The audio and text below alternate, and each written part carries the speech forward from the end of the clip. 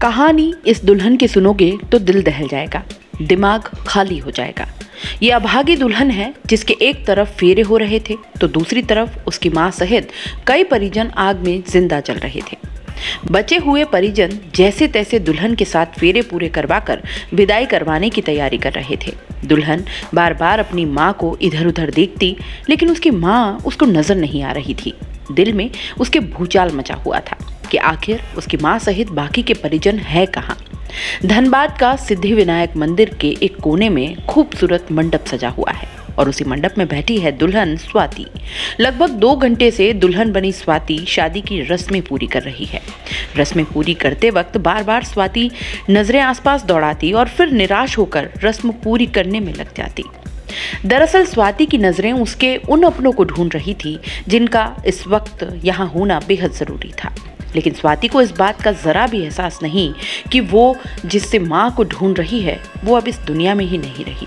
दरअसल शादी के कुछ घंटे पहले आशीर्वाद अपार्टमेंट में शादी की तैयारियां हो रही थी। वहां भीषण आग लग गई और उसी आग की चपेट में स्वाति की मां भी आ गई, जिसको तमाम प्रयासों के बावजूद भी बचाया नहीं जा सका। इस आग में स्वाति ने अपनी मां, दादा, मौसी सहित कई परिजनों को खो दिया, लेकिन स्वाति को इस बात का पता न चले, इस वजह से बाकी परिजन उसके साथ फेरे करवाते हुए आपस की बात में कुछ उलझे हुए दिखते रहे, जैसे मानो कुछ हुआ ही न हो। स्वाति के पिता सुबोध श्रीवास्तव मंडप के पास एक कुर्सी में बैठे हैं, लेकिन चाहकर भी कन्यादान की रस्म को पूरा नहीं कर पा रहे। इस रस्म को स्वाति के एक भाई ने पूरी की है।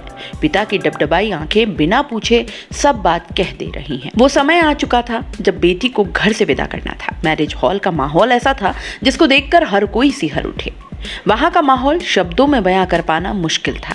शादी की तमाम रस्में लगभग 2:30 बजे रात पूरी हो जाती हैं और इसके बाद से परिवार वाले इसी मंथन में लग जाते हैं कि विदाई कैसे कराई जाए।